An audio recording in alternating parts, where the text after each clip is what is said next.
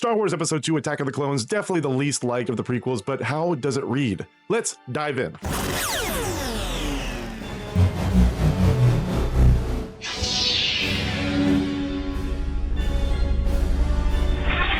Hey YouTube, welcome to the Force Feed. I'm John, and we're going to go over the Star Wars Episode 2 novelization. And this was written by R.A. Salvatore. It takes place in 22 BBY, and it was written in 2002, shortly after Episode 2 release. We will go over the story, but if you're a fan of this channel or a fan of Star Wars, likely you already know all about the story. But for those of you who've been living under a rock for the last 22 years, then this is for you. If you enjoyed the content that you saw today, make sure to like the video and subscribe to my channel. Also, I will take this time to say that if you wanted to read this book before you have a look at my opinion, there will be a link in the description for this book and the next 3 books that I'll be reviewing on this channel. Just keep in mind, I am an Amazon affiliate, and if you use that link to purchase the book, it will benefit me or the channel in some way, but please don't do it to benefit me. Do it to continue this conversation, because I love having this conversation. It's awesome. So we are now 10 years after Episode 1. Anakin is a padawan of Obi Wan. He's probably close to becoming a Jedi Knight, but not quite. And there is a growing separatist movement in the galaxy that is threatening to take more and more worlds from the Republic, basically threaten civil war with the Republic. The Republic's answer to this is to create a grand army. Padme and other senators of the Galactic Senate are against this happening. So basically, most of the beginning of this movie is a disagreement between different senators that either are for or against creating a grand army of the Republic. Although we all know that Darth Sidious had a clone army on the back burner being created in Camino. Also, there were people that were making attempts at Padme's life, where Obi-Wan was then forced to investigate who is putting out a hit on Padme, wanted to find the leader of that job. And it leads him to a toxic dart that was actually shot at one of the mercenaries that almost killed Padme, and that dart came from Camino, and he found that out from his friend Dex. So then he tries to find the planet Camino, which he can't, it's erased from the Jedi records, but he's able to find where the central of the gravity pull was, which allowed him to locate the planet. He gets there, he meets with the Kaminoans, realizes that there is a massive army of over 1 million units being created, and he didn't know who created it, but they were able to let him know that Sifo Dyas was the one that created the order for this army. And then all these questions arise. Why would he create this army? Who approved this? Did anybody on the Jedi Temple approve this, or the Republic? Basically, it came down to he was left with more questions than answers, but then he got to meet Jango Fett, who was the base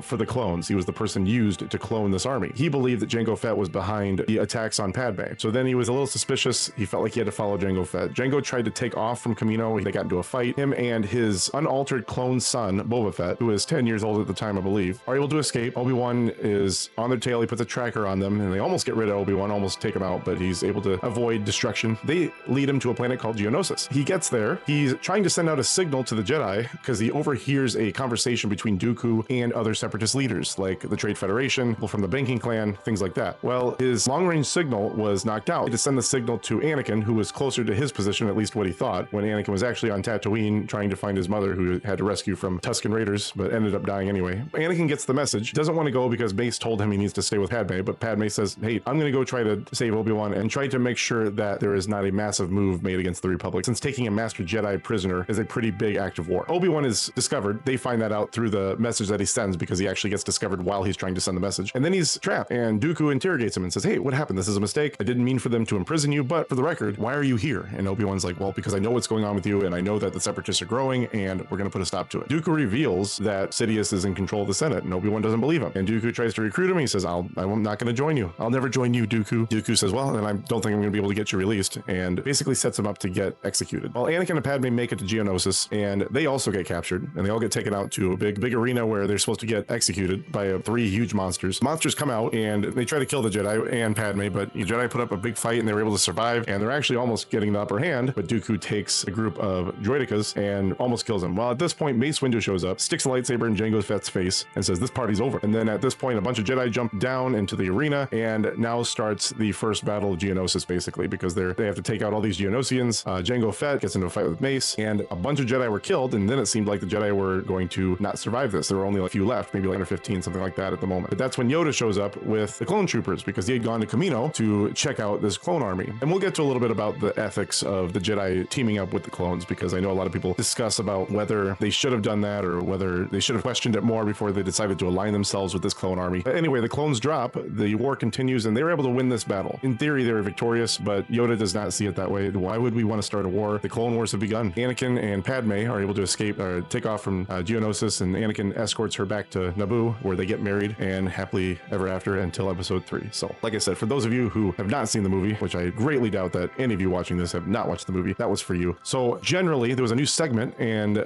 in my last video where I introduced some concepts, people, places, or things that I wanted to see if they were mentioned or used in other stories or in the movies or anything like that. Things that you normally wouldn't have heard of in the movies, typically. Maybe would have not noticed in the movies. Obviously, this is novelization of the movie, so we are not going to go that avenue, but that doesn't mean that there weren't things that I found interesting about this book. Here we go.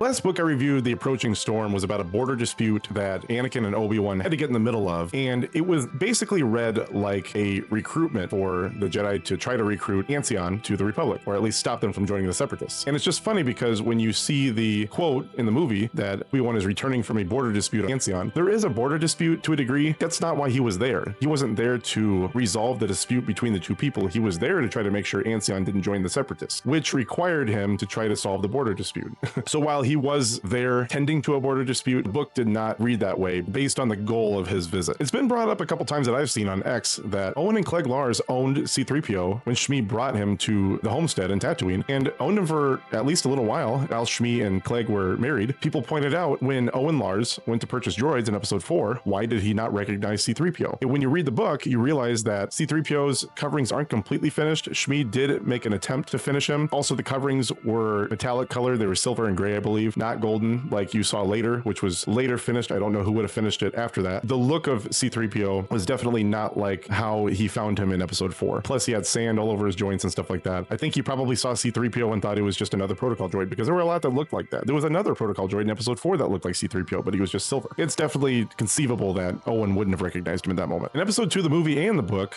Padme still has a decoy when she's traveling on official business, and she had this when she was queen, but she has it now when she's a senator. I thought this was something that only applied to the queen. Why does Padme have a decoy at this point? Did the queen in the book or the movie have a decoy also? I thought this was kind of a plot hole that George had, because it didn't seem like Padme would have been slotted to have a decoy, since she's technically not a part of Naboo royalty anymore. Now she's a senator for the Republic representing Naboo, but before, as we know, Senator Palpatine represented Naboo, and I don't believe that he had a double or a decoy. So why does Padme still have one? Mace Windu makes a really definitive statement when he's talking to Padme about Dooku's intentions and Dooku's capabilities, and Padme was worried that he was behind the assassination attempts on her. And Mace very, very matter-of-factly states, Padme, "You know, milady, Count Dooku was once a Jedi.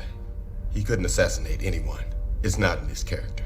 We know that's not true. There are other people who are former Jedi that are capable of assassinating, murdering, or killing, like Darth Vader, for example. But I think Mace was saying this with such confidence because he knows that if people were to even think that Dooku is capable of that, that puts a big shadow on the Jedi Order, because now people are able to say, well, if someone is able to turn to the dark side and leave the Jedi Temple, and they're capable of murdering and assassinating anyone, why are we allowing the Jedi Temple to continue what they do with recruiting children and raising them to become Jedi and giving them very special powers that makes them dominant over the majority of the population in the galaxy? There would definitely be a lot more anti-Jedi sentiment if they knew that was possible, which later we know that that does happen, and it's happened up until this point as well. According to this book, the Jedi might not really realize what bringing balance to the Force really means, and I think Yoda was the one that actually made this statement. Maybe not really a statement, but he had the thought, and this is how it read in the book. "Do you think Obi-Wan's learner will be able to bring balance to the Force?" Mace asked. Yoda stopped walking and slowly turned to regard the other master, his expression showing a range of emotions that reminded Mace that they didn't know what bringing balance to the Force might truly mean. We've heard from George that bringing balance to the Force means eradicating the Sith and having peace with the Jedi. It's been brought up that maybe bringing balance to the Force means, or having balance in the Force means, that if you have a strong presence of the light side, there will be a strong presence in the dark side that will be created to balance that out. Like I said, George was looking at the dark side as more of a cancer that had to be eradicated that would then bring balance. There were a lot of times that Anakin was pointing out the differences between the way that he handles things and the way Obi-Wan handles things, and he likened his style and his attitude to the way that Qui-Gon would have handled things. You didn't read it a lot in the book, but when you read it, it seemed like Anakin leaned on that reasoning a lot. And it's weird because Anakin only knew Qui-Gon for what, a week before he fought Darth Maul and died, and maybe he learned a lot about him from Obi-Wan, but we also know that Obi-Wan would have used a lot of his own opinions and styles to teach Anakin about how to become a productive and good civil servant as a Jedi. Based on the influence that Obi-Wan would have had and his lack of time spent with Qui-Gon, why does he continue to aspire to be him so much when he doesn't really know who he is? is. It's easy to forget that in this movie, Anakin actually had a pretty decent sense of humor, and there were plenty of times where he used it, like at the beginning of the movie when they were trying to hunt down that mercenary, and Obi-Wan says, "What took you so long, Anakin?" And he goes, you know, Master, I couldn't find the right color that I wanted in the car, and if it had the right capabilities and it could go fast enough." Being obnoxious, really. I think the reason why it's easy to forget is because a lot of his humor is pretty dry in episode 2, and most people only remember the whiny kid that he came out to be in the movie. And I bring that up because in Clone Wars, he's all sass. He's got his sarcasm and a great sense of humor throughout the entire series, basically. So while that's an awesome attribute to add to his person, it didn't reflect well in episode 2 or 3 that he had this very witty sense of humor like he had in Clone Wars. There's plenty of times that Anakin and Padme were spending time together, and it seemed like they had some awkward encounters together, and especially the way that Anakin would talk to her, it seemed very awkward at times. But R.A. Salvatore was able to add some context to this awkwardness. They came in little tiny comments here and there about what Anakin was thinking when he was talking to Padme, and what Padme was thinking when she was talking to Anakin, and a lot of it is chalked up to just Anakin's inexperience in his youth, and he hasn't seen Padme in 10 years, doesn't really know how to act around her since he's just thought about how much he preemptively loves her and that he's dreamed about her for a long time. He just doesn't know how to act. He's been training to become a Jedi for the last 10 years. He hasn't been socialized with other people, especially not in the sense where he's been able to stay in that role for that long, because most Jedi are recruited at infancy, or at least shortly after, so they grow up becoming a Jedi and they're able to kind of have a camaraderie during that time. Anakin had to split that time. He was as a slave for 10 years, then he was a Jedi for 10 years. That probably created a lot of confusion. I had a thought when I was reading that it seemed like Padme was having feelings for Anakin, but she kept having to fight those feelings, and rightfully so, because she's a senator and she knows the implications of them falling in love. However, it almost seems like Anakin might have been inadvertently using the Force to persuade Padme into falling in love with him. I'm not saying that she couldn't have done it herself, but his feelings were so strong, and he does have a very strong connection to the Force, that it's definitely conceivable that while he's talking to her, while he's conveying how he feels, that he could be inadvertently bringing his feelings out with the Force, and it could have been drawing Padme in.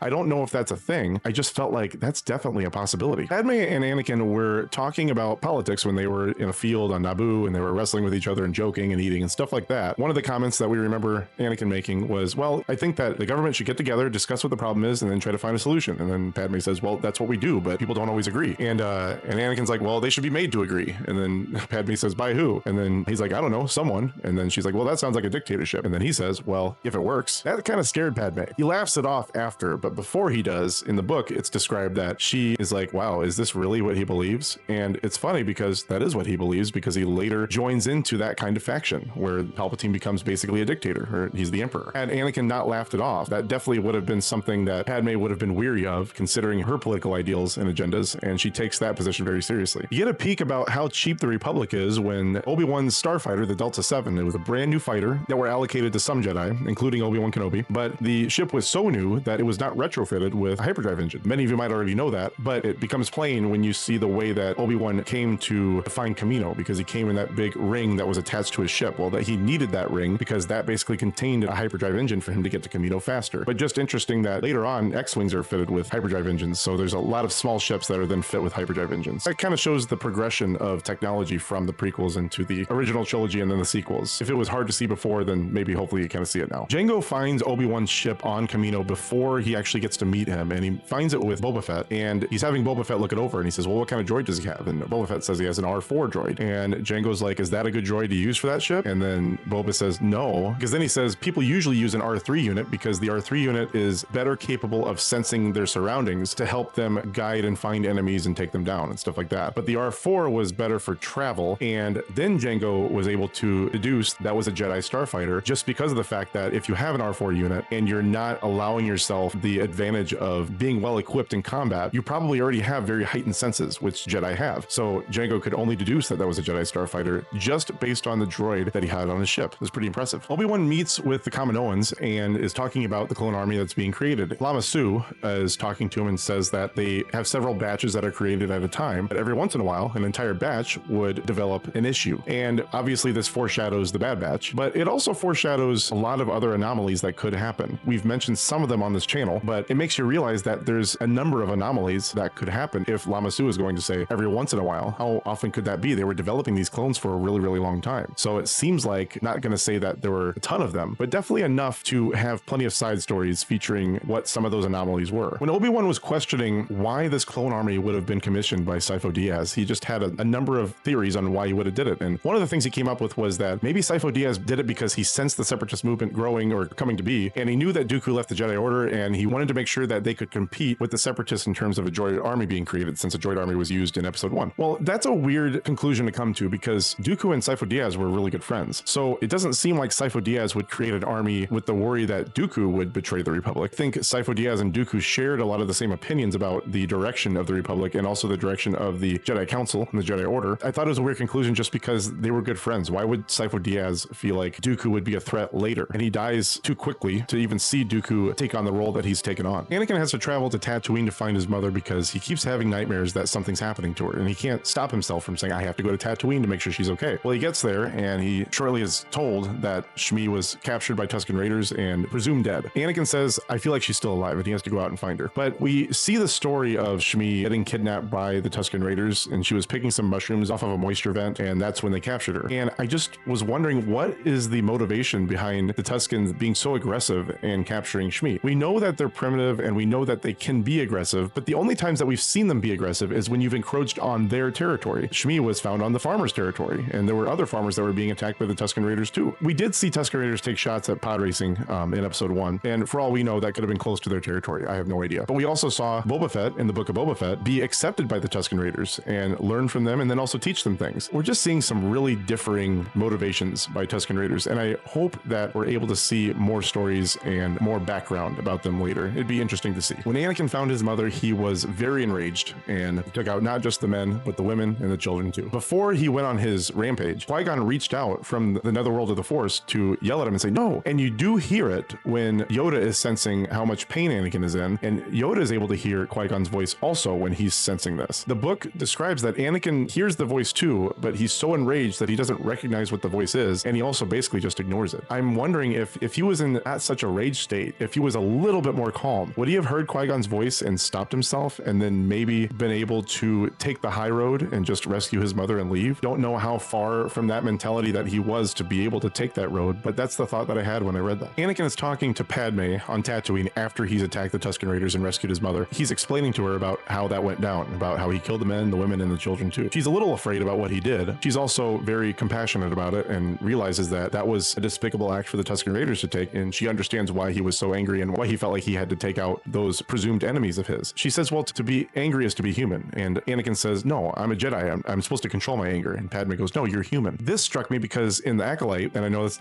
not everyone's a fan of that show, politician in that show that talks to Vernestra is that the Jedi seek to control the uncontrollable. And where Vernestra thinks he's talking about the Force, he reveals that he's talking about your emotions. That having high emotions is very impossible to control because there's going to be times where you lash out and maybe make a wrong decision. And when you're someone of greater power like the Jedi, that could have some very real and bad consequences. So I guess my question is it sustainable for the Jedi to think that they can control all of their emotions? Probably not. While Padme is gone from Coruscant, there is a proposal looming that people want Jar Jar Binks to make to Chancellor Palpatine, and that he wants to propose to give him emergency powers, which we see in the movie. People surrounding that moment know that if Padme was there, she would not be for that at all, because she knows that basically it just creates too much of a power advantage for the Chancellor, even though she presumably would have been friends with Chancellor Palpatine since he was the former Naboo senator. It was something that she wouldn't agree with, and it seems like if she was there instead of Jar Jar Binks, that would have never been proposed, and maybe someone else would have proposed it, but Jar Jar was probably the perfect person to manipulate into making that proposal. At that point, everybody was probably force persuaded into supporting it. The Jedi were forced into a position of accepting this clone army as the Grand Army of the Republic, and I mentioned before that there's a lot of arguments and questions about, was that ethical for the Jedi to do that, and was that them to just allow it to happen, even though that's something that would create mass war, which is something the Jedi didn't want to happen. There are a lot of ethical problems with it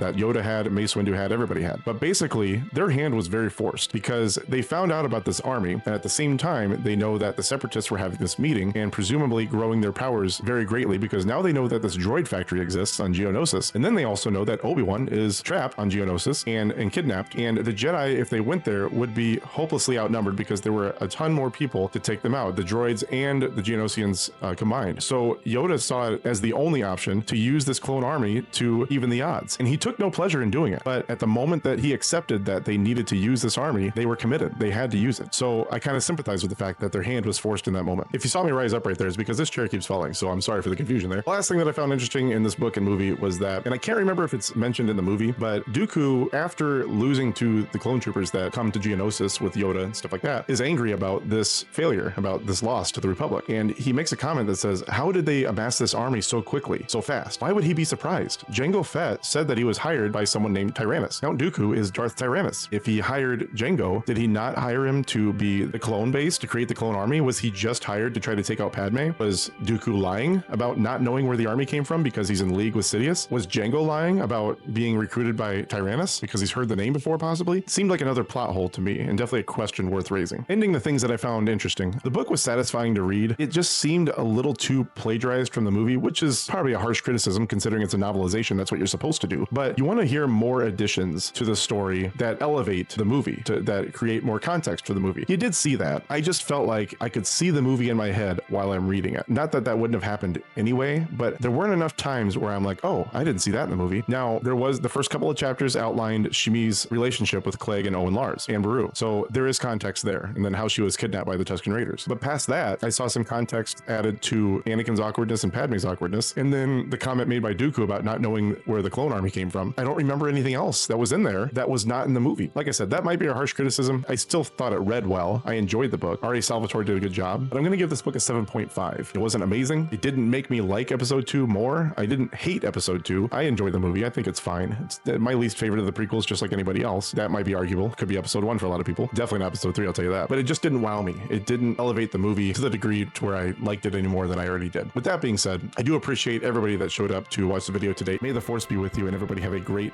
rest of your day. Thank you so much.